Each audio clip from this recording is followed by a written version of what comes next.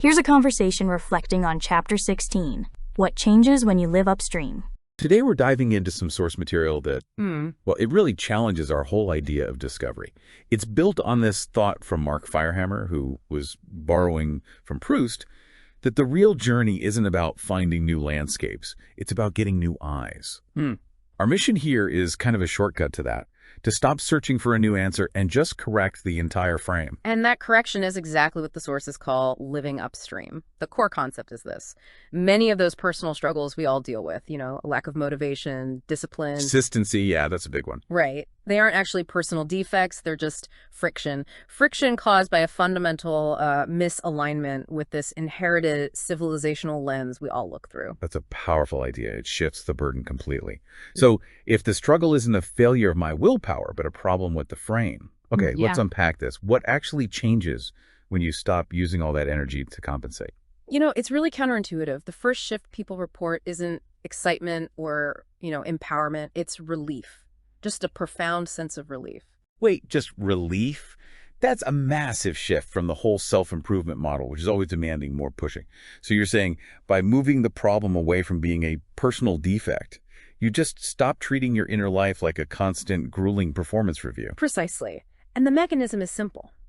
The huge amount of energy you were spending managing self-judgment. That inner critic. That inner critic, exactly, is suddenly freed up. That energy becomes available for simple attention, for care, for curiosity. The sources even note that your nervous system recognizes this quiet before your intellect even catches up. Okay, so the pressure falls away, I get this energy back. But how does that translate into making decisions? I mean, doesn't stopping the push just lead to, inertia? I feel like I constantly need to ask, what should I push myself to do? And that's the exhausting downstream question. The upstream shift moves you to a far cleaner question. What is actually being asked of me here?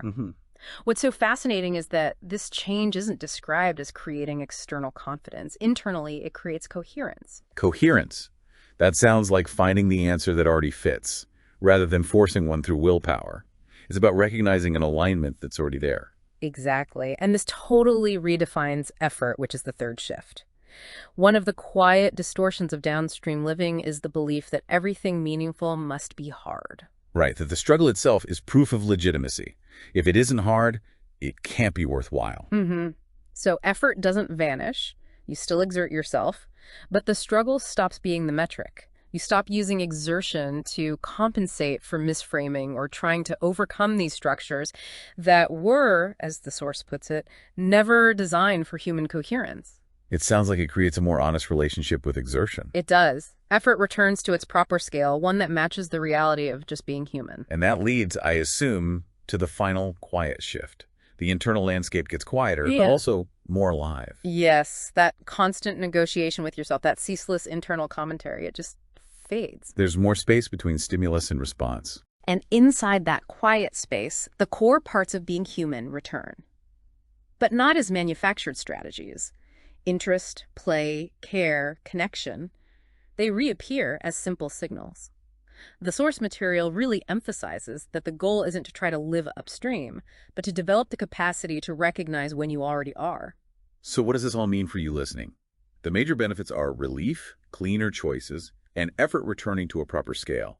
It means repairing your life might be less about adding new self-improvement tasks and far more about removing the massive cognitive burden that was never required in the first place. And this personal repair is intrinsically linked to the cultural struggle. The sources argue this whole system of misframing stems from the foundational separateness myth. The idea that we're fundamentally disconnected, which is what the downstream frame reinforces. Precisely. The book argues that personal reconnection creates cultural repair. Restoring that connection isn't just about individual well-being, it's necessary for human continuity, which it raises a really important question. If stopping the cycle of self-blame frees up such immense personal energy, how might that collective the stopping of billions of individual performance reviews, how might that begin to anchor the next, more connected version of humanity? Thanks for listening. Before moving on, take a pause and read the next chapter. The conversation for that chapter will be waiting here when you're ready.